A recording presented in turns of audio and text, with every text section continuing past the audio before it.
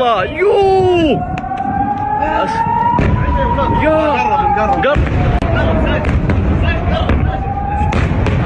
الله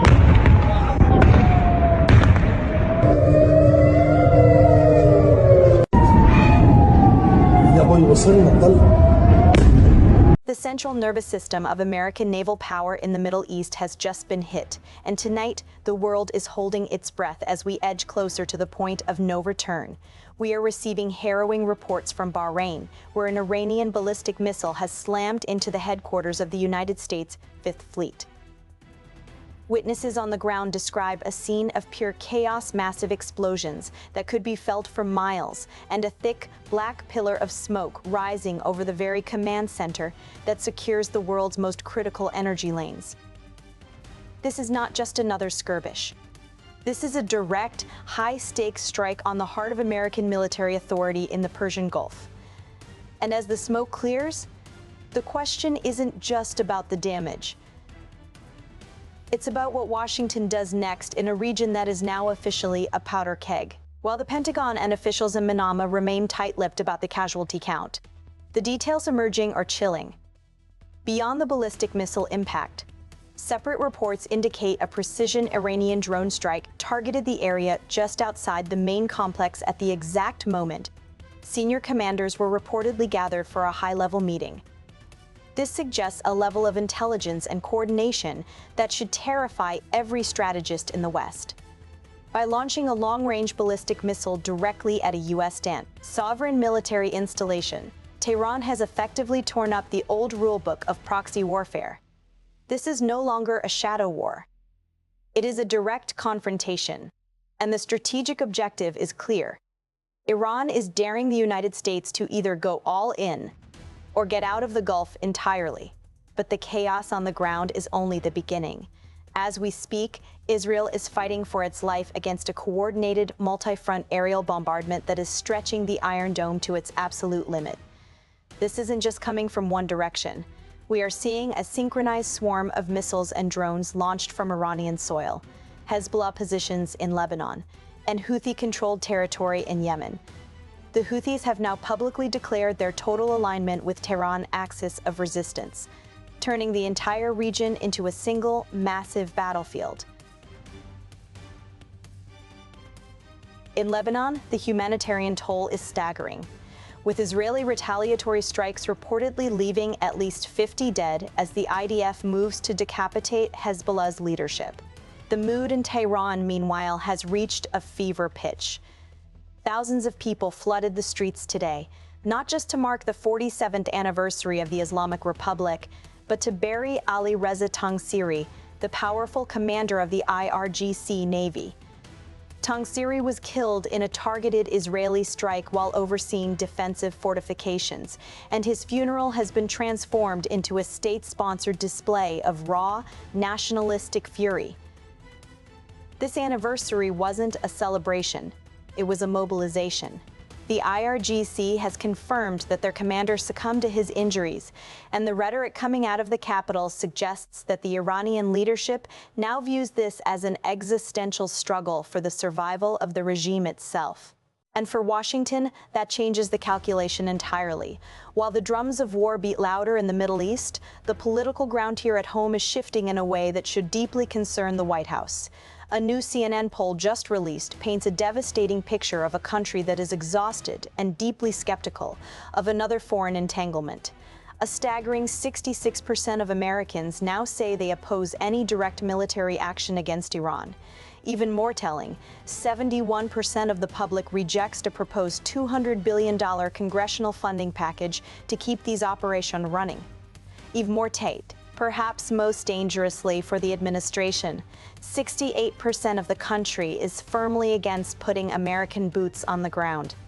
President Trump's approval rating on the crisis has plummeted to just 33%, leaving him with a razor-thin margin of public support as he navigates the most dangerous geopolitical crisis of his presidency. The president took to the airwaves today to address the nation, attempting to project strength while managing the growing domestic backlash. He asserted that Iran's ballistic missile program had been aggressively expanding its reach, specifically aiming to threaten not just our allies in the region, but American soil and our partners in Europe. The president claimed that U.S. forces have already successfully degraded many of these capabilities, and he doubled down on the primary mission, preventing a nuclear-armed Iran. But even as he spoke, he acknowledged the reality on the ground, stating that while Tehran is the ultimate threat, they do not yet possess a functional nuclear weapon. But the real shockwave may not stop there. Even as the president spoke, a defiant letter from Iranian President Masoud Pezeshkian was being circulated, directed straight at the American public. In it, Pezeshkian argued that this entire conflict is a waste of American blood and treasure, claiming that Iran's moves are strictly defensive. Crucially, he flatly denied that Tehran has asked for any kind of ceasefire, signaling that they are prepared for a long, grinding war of attrition. And this is why officials are watching the skies so closely. Immediately following the president's address, a third wave of Iranian missiles surged toward Israel. Interceptors lit up the night sky over Tel Aviv and Jerusalem as sirens wailed across the holy city. Even the United Arab Emirates was forced to activate its defense systems to knock down threats over its own airspace. The escalation is relentless, and the human cost at the highest levels of power is becoming clear. Reports indicate that Kamal Karazi, one of the most senior advisors to Iran's supreme leader, was critically injured when a joint U.S.-Israeli strike leveled his home in Tehran. His wife was reportedly killed in the blast, an event that will almost certainly trigger a personal and brutal retaliation from the very top of the Iranian leadership. But there is an even more alarming development brewing behind the scenes that reveals just how vulnerable our forces have become. U.S. defense officials have confirmed a truly stunning shift in posture. American troops in the Persian Gulf are being moved out of massive, established military bases and into civilian hotels and residential apartment buildings. Why? Because those billion-dollar bases simply do not have the defense systems required to stop the sheer volume of Iran's drone and missile barrages. They are sitting ducks. But by moving troops into civilian centers, the Pentagon is making a desperate gamble that Iran won't strike populated areas. Analysts are already warning that this increases the risk to innocent civilians and raises massive questions about the laws of armed conflict. It is a sign of a military that is effectively being forced into hiding on its own doorstep. This is the point where a regional crisis starts becoming a global one. The economic shockwaves are already hitting home. With the Strait of Hormuz, the world's most vital oil artery, effectively closed, the Houthis are now threatening to shut down the Bab el-Mandeb Strait as well. If they follow through, they will effectively sever the Red Sea from the Gulf of Aden, choking off global trade and sending energy prices into the stratosphere. At the same time, the shadow war in Iraq is exploding. U.S. forces are intensifying airstrikes in the western Anbar province, hammering the infrastructure of Iran-backed militias. Iraqi officials report that over 100 people have been killed in these strikes in just the last month, with the most recent raid taking out 15 members of the Popular Mobilization Forces.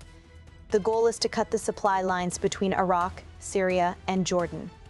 But the civilian toll is fueling a firestorm of anti-American sentiment in Baghdad, and the tension is spilling over onto American soil, to Baghdad.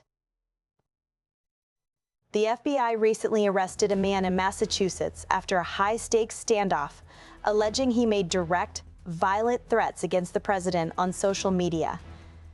A chilling reminder of how these global fires can ignite domestic unrest. But while the world is focused on the desert, a new front is opening in the ice. General Gregory Guillot of U.S. Northern Command has confirmed that the Pentagon is in urgent talks with Denmark to expand our military footprint in Greenland. We are looking to reclaim and revitalize 3 massive bases in the Arctic to counter growing Russian and Chinese influence in the far north. It is a reminder that while the Middle East is burning, the global chess match for the next century is still being played. That alone would be serious, but the consequences go much further when you look toward Eastern Europe. In Ukraine, the situation has reached what can only be described as a breaking point. Ukrainian Commander-in-Chief Oleksandr Shi issued a haunting warning today, telling the world that the Russian military remains one of the most formidable forces on the planet, and cautioning against the dangerous myth that they are on the ropes. This comes as the Kremlin claims full control over the Luhansk region and has issued a brutal ultimatum. Ukrainian forces must withdraw from the entire Donbas region immediately. Kiev has rejected the demand, proposing a ceasefire along the current lines, but the momentum on the ground tells a much darker story. From the burning ports of the Persian Gulf to the frozen plains of the Donbas, the old world order is being dismantled in real time, and the next move may determine the fate of the next generation.